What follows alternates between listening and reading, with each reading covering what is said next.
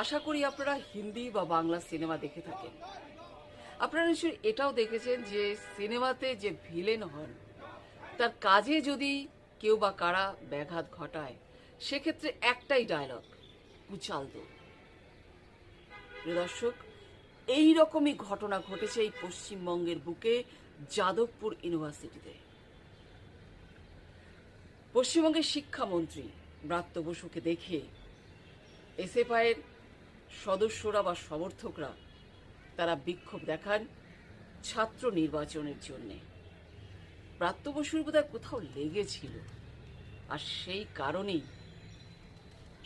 দুই ছাত্রের ওপর দিয়ে তার গাড়ি চালিয়ে দেয়।